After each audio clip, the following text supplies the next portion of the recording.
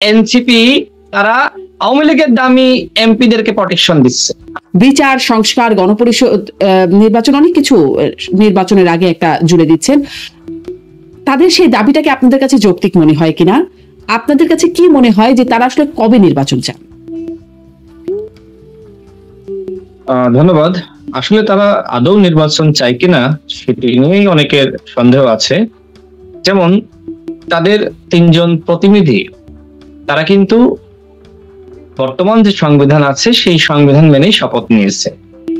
তখন যদি তারা বলতো যে আমরা এই সংবিধান মানি না, এই সংবিধান মেনে আমরা শপথ নিব না, আমরা গণপরিষদ নির্বাচন চাই, এরপরে নতুন সংবিধান হবে, দেন আমরা শপথ নিব, তাহলে আমি তাদের এই বর্তমান যে কর্মযোগ্য আচরণ এইগুলোকে আমি সমর্থন দিতাম। কিন্তু আমি যেটি দেখছি যে তারা এক এক সময় এক এক কথা বলছে। এই নাহিদ ইসলাম তিনি কিন্তু একটা সময় বলেছেন শুরুতে যে আমরা জাতীয় নির্বাচন এবং গণপরিষদ নির্বাচন একই সাথে চাই। এখন সেই জায়গা থেকে তারা নিজেদেরকে সরিয়ে নিয়েছে, তারা এখন বলছে যে আমরা এখন গণপরিষদ নির্বাচন চাই। দেখেন, আমি কিন্তু যেহেতু পলিটিক্স করে সব কথা আমাকে খেয়াল রাখতে হয়, তাদের এক একজন কিন্তু এক এক কথা বলছে। নাহিদ গণপরিষদ এবং জাতীয় নির্বাচন একসাথে চাচ্ছে, অন্যরা কিন্তু গণপরিষদ নির্বাচন চাচ্ছে। এখন কার কথা আমি গ্রহণ করব? আবার এটিও আছে, দেখেন নাহিদ, মাহফুজ আলম এবং আসিফ তারা কিন্তু রাষ্ট্র সংস্কারের, গণহত্যার বিচার, আওয়ামী লীগকে নিষিদ্ধ করার দায়িত্ব নিয়েছিল।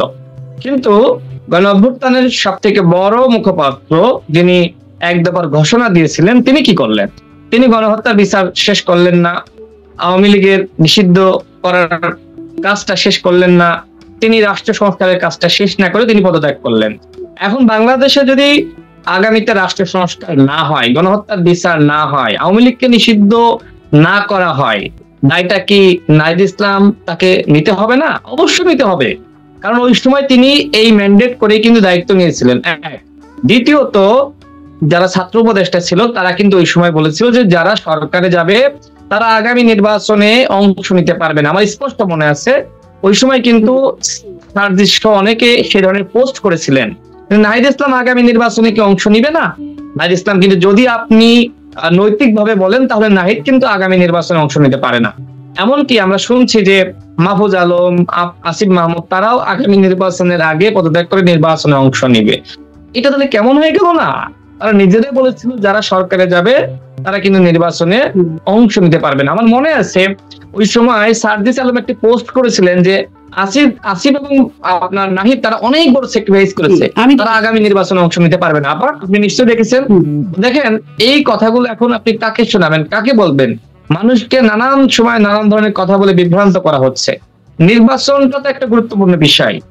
আপনি যদি গণতন্ত্র চান, আপনাকে নির্বাচন দিতে হবে। বাংলাদেশে যদি একটি গণতান্ত্রিক প্রক্রিয়া থাকে তাহলে ওইটাই সব থেকে বড় রাষ্ট্র সংস্কার। আর গণতান্ত্রিক প্রক্রিয়া যদি না চালু করে আপনি নানান ধরনের কথা বলতে থাকেন, তাহলে ওই সংস্কার দিয়ে জনগণের কিচ্ছু হবে না। আমি আমার অনেকগুলো বক্তব্যে বলেছি যে আপা, এত দলিল দস্তাবেজ তৈরি করে কোনো সংস্কার হয় না। ডক্টর ইউনূস স্যার 1 সপ্তাহ ধরে একটি জাতীয় সংলাপ করবে, 1 সপ্তাহ ব্যাপী। সেখানে ন্যূনতম বলেন বা সর্বোচ্চ বলেন, কতটুকু বিষয়ে মানুষ একমত হয়, কতটুকু বিষয়ে গণ অভ্যুত্থানের সকল স্টেক হোল্ডার একমত হয়, সেটাই কিন্তু গুরুত্বপূর্ণ বিষয়। দেখেন, যখন তারা কিন্তু বিভিন্ন কমিশন গঠন করেছে, আমাদের মতামত গুলো নিয়েছে না? নিয়েছে তো, বিএনপি নিয়েছে, আমাদের নিয়েছে, অন্যান্য স্টেক হোল্ডারের নিয়েছে, সাধারণ মানুষের নিয়েছে। সেই জায়গা থেকে আমরা কতটুকু বিষয়ে একমত হলাম, সেই বিষয়গুলোকে সামনে এনেই তো রাষ্ট্র সংস্কারের একটা প্রস্তাবনা তৈরি করতে পারতো। সেটি না করে তারা কি করলো? তারা মূলত লেন্দি করতে চায়। দেখেন, এই উপদেষ্টা পরিষদে যারা আছে, আমি নাম সহ বলতে পারি, তাদেরকে আমি নিজে টেলিফোন করেছি যে আপা একটু আসেন না প্লিজ, আমরা সংগ্রাম করছি, আপনারা আমাদের এই সংগ্রামে যুক্ত হলে, একটু প্রোগ্রামে আসলে আমাদের প্রোগ্রামটা একটু মিডিয়াতে আসে। অনেক স্যারকে, এখন উপদেষ্টা হয়েছে না, আমি নাম ধরে বলতে পারি, হ্যাঁ, আমার সাথে কেউ চ্যালেঞ্জ করলে চ্যালেঞ্জে আসুক, আমি বলবো। তারা কিন্তু আসে নাই, তারা এখন এই বিপ্লবী সরকারের উপদেষ্টা হয়েছে। What is this? যাদেরকে নিয়ে আপনি রাষ্ট্র সংস্কার করতে চান, তারা তো প্রথমত কলাম লিখেছে বঙ্গবন্ধু শেখ মুজিবুরকে নিয়ে। তারা কিভাবে আপনার আওয়ামী লীগকে নিষিদ্ধ করবে? আপনি বলেন তো, এদেরকে আপনি কেন সরাচ্ছেন না? যারা ফেসবুকে পোস্ট করেছে ডক্টর মোহাম্মদ ইউনূসের দায়িত্ব সবার আগে আপনার ধানমন্ডি 32 সেটা পরিদর্শন করে আসা, সেই ব্যক্তিকে ছাত্রলীগ উপদেষ্টা বানিয়েছে, 3 জন ছাত্র উপদেষ্টা বানিয়েছে, অমুক তমকের 10 হয়। আসলেই তো ফারুকীকে আসিফ, নাহিদ এবং মাহফুজ মিলে উপদেষ্টা বানিয়েছে। খবর কি মনিরা শারমিন জানে না? অবশ্যই জানে। এখন যদি তারা মনে করে না আমরা আসলে তাদেরকে উপদেষ্টা বানাইনি, তাহলে তারা প্রতিবাদ করুক, বলুক যে আমরা বানাইনি, আমরা তাদের সরিয়ে দিতে চাই, সেটা তো করতেছে না। আসবো, কিন্তু রাশেদ খান, আমার কথা হলো যে যদি আপনি রাষ্ট্র চান, জি রাশেদ, মানে বঙ্গবন্ধুকে নিয়ে কলাম লেখা, বক্তব্য দেয়, এই কাজটা কে করেন নাই? আপনাদের দলের সভাপতি নূর থেকে শুরু করে সার্জিস, হাসনাত, আমরা আসিফ নজরুল, মানে মানে অনেক সবাইকেই আমরা কম বেশি, আমি কয়েকজনের নাম বললাম যাদের কথা এই মুহূর্তে মাথায় চলে আসলো, সবাইকে আমরা দেখেছি তো বঙ্গবন্ধু বন্দনা একটা সময় করতে। এখন কি সেইটার কারণে, সেইটা বঙ্গবন্ধু বন্দনা করেছেন এই জন্য তাদের কি ক্রেডিবিলিটি হারিয়ে গেছে, এরকম কি বিষয়টা রাশেদ? আমি কেন বলছি এই কথাটা, আপনি বঙ্গবন্ধুর বন্দনা করেন সেটা আপনার ব্যক্তিগত বিষয়, কিন্তু আপনি কিন্তু আওয়ামী লীগের নিষিদ্ধের ব্যাপারে কিন্তু আপনি ঢাকায় রাজপথ গরম করছেন। দ্বিতীয়ত আপনি নিজেই কিন্তু এলাকায় গিয়ে আওয়ামী লীগকে প্রোটেকশন দিচ্ছেন, আওয়ামী লীগের নেতাকর্মীদের নিয়ে মিছিল করছেন। আমার নিজের ঝিনাইদহ জেলাতে এনসিপি তারা আওয়ামী লীগের দামি এমপিদেরকে প্রোটেকশন দিচ্ছে আমার নিজের জেলাতে। আপনি দেখেন জাওয়াদ নির্ঝর, যিনি করাপশন মিডিয়া নিয়ে কাজ করেন, তিনি ফেসবুকে পোস্ট করেছেন সার্জিস ওই এলাকায় কিভাবে আওয়ামী লীগের কোন নেতার সাথে ঘুরতেছে, ছবি তুলতেছে, মিছিল করতেছে, মিটিং করতেছে।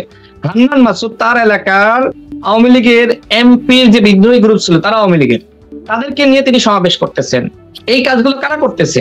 বলা হচ্ছে যে অমুক দল তমুক দল। আরে ভাই, অমুক দল তমুক দল যত না আওয়ামী লীগের নিষিদ্ধের ব্যাপারে কথা বলছে, তার থেকে তো বেশি আপনারা বলতেছেন, আমরা বলতেছি, মানে এনসিপি বলতেছে, গণ অধিকার পরিষদ বলতেছে।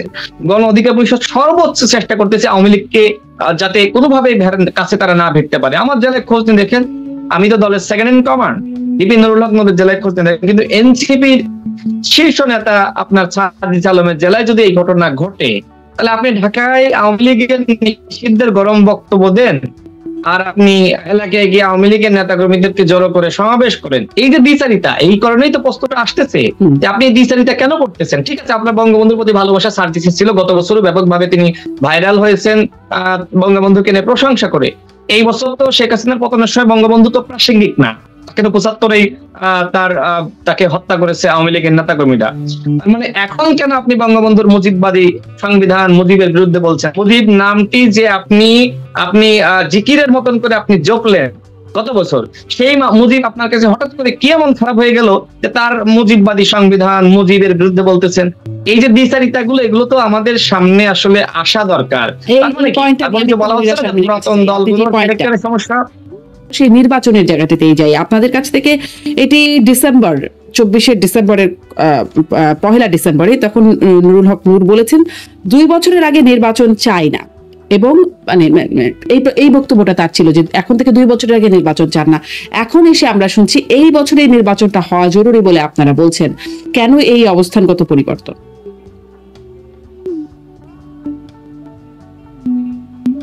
আপা, তার আগে আমি একটু মনিরার কথা নিয়ে একটু বিশ্লেষণ করি। দেখেন, আপনি নিজেই এখানে উপস্থাপক, পরবর্তীতে দর্শকরা এই টক শো দেখবে। দেখেন, মনিরা শারমিনের একটা উত্তর কিন্তু ক্লিয়ার না। যতগুলো প্রশ্ন করেছেন সে কৌশল অ্যাভয়েড করেছে বা লেন্দি করেছে বা অন্যদিকে চলে গেছে, এটা মনিরা শারমিন নিজেও বুঝতেছে। সে পলিটিক্স করে, সে হয়তো বুঝতেছে সরাসরি উত্তর দিতে গেলে সমস্যা। কারণ আমি কিন্তু আবার ক্লিয়ার কাট উত্তরগুলো দিচ্ছি, কারণ আমি পলিটিক্স করি। আমি যদি আবার ঘুরিয়ে পেঁচিয়ে উত্তর দিতে যাই, তাহলে মানুষ কিন্তু পরবর্তীতে আমার বক্তব্য গ্রহণ করবে না, শুনবে না। এই বিষয়ে মনিরা শারমিনের উচিত খেয়াল রাখা। নুরুল হক নূর যে বিষয়টি বলেছে, দেখেন, নুরুল হক নূর ওই সময় কিন্তু আমরা আসলে অরাজনৈতিক প্ল্যাটফর্ম, আমরা কিন্তু ছাত্র সংগঠনের ঘোষণাও দিই নাই। ওই প্ল্যাটফর্ম থেকে কিন্তু আমরা কোটা আন্দোলনের পরে আমরা ডাকসুতে ইলেকশন করেছি। আমরা কিন্তু ওই সময় কোনো ছাত্র সংগঠন না, আওয়ামী লীগের বিরুদ্ধে কোনো ফোর্স না, শক্তি না, আমরা একটি সামাজিক আন্দোলন করেছি।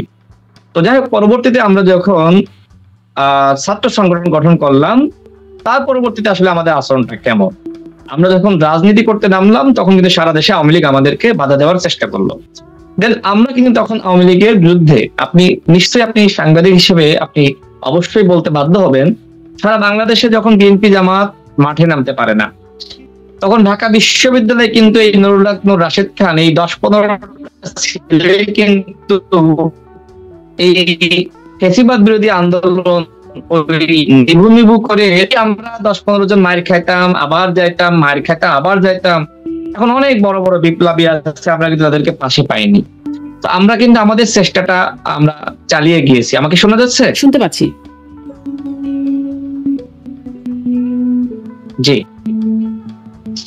আমরা কিন্তু আমাদের জায়গা থেকে চেষ্টাটা চালিয়ে গিয়ে, এবং এই চেষ্টার মধ্যে কি নুরুল হক নূর কখনো আপনার শেখ হাসিনার সাথে আপোষ করেছে নাকি আমরা আপোষ করেছি? আমরা কিন্তু আপোষ করি নাই। আমরা 24 সালের ইলেকশনে আমাদেরকে এমপি বানানোর জন্য শেখ হাসিনা সর্বোচ্চ চেষ্টা করেছে।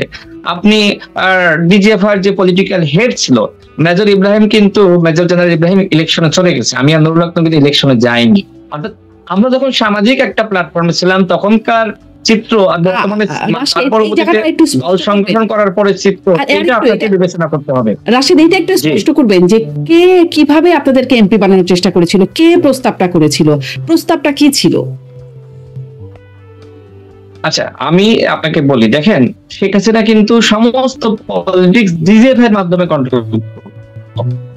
আমার যেটা অভিজ্ঞতা, আমি আপনাকে বলে দিয়েছি যে ওই সময় ডিজিএফ এর যিনি পলিটিক্যাল হেড ছিলেন তার মাধ্যমে কিন্তু এই প্রচেষ্টাটা করা হয়েছে, এবং মেজর ইব্রাহিম সহ অনেককে এমপি বানানো হয়েছে। ঠিক তার মাধ্যমে আমাদেরকেও একইভাবে কিন্তু এমপি বানানোর চেষ্টা করা হয়েছিল।